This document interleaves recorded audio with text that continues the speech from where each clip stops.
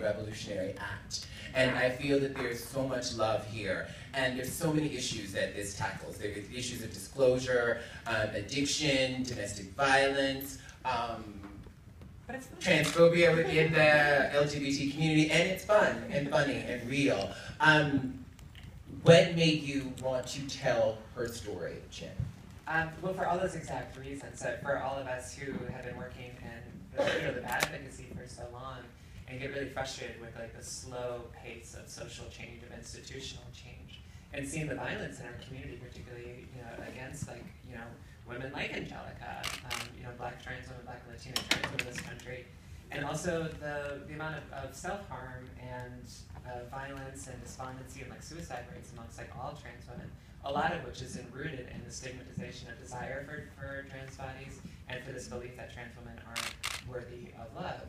And in a way, this is a kind of subversive but creative way of addressing those issues through a narrative, through structure, of actually just modeling the kind of behavior that I honestly haven't seen much myself, but do believe is possible. And so we're kind of creating an alternative of way of saying no, this is possible. And then hopefully people will see this and then will emulate some of these kinds of reactions. It'll become a kind of new normal.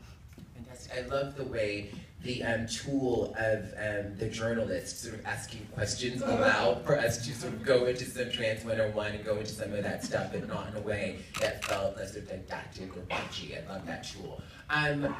Let's start at the end. What made you, Catherine Fisher, get involved in this project? How did you come to her story? Sure. Well, I know Laura. Laura and I go way back.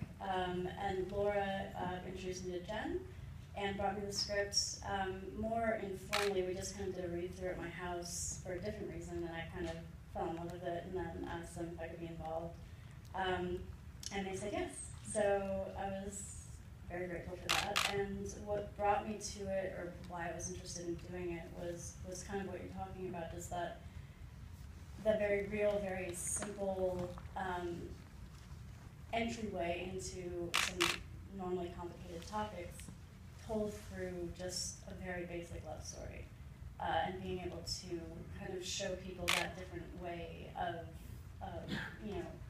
living within the community, while also showing some of the prejudices within the LGBT community, and doing it in this kind of overall, again, simple, beautiful story, without being too complicated, without being too didactic, without being too political. But those things enter into it, but not as a kind of bashing over the head soapbox. So it was just, the script really just kind of spoke to me.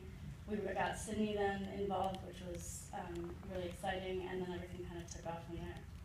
Bashing people over the head on a soapbox is really more my style.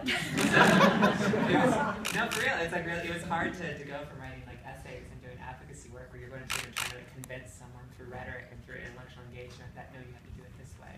So it was a real challenge, and luckily all of these people had kept. If it were, if I had just written this entirely on my own, it would have just been 4 long monologues. Which is why I love collaboration, because all of us they kind of humanize and brought the humor and tenderness. And I want to say too that I think how important it is, and I want to kind of give shout outs to so many people in the audience too, but how so often when we see stories about trans people and trans women, and particularly dating and dating relationships about trans women, it's not often from our perspective, and often the issues of disclosure are there's what I was really moved by this film. We know that there's trans people in front of and behind the camera, which I think is really crucial in the revolution of trans.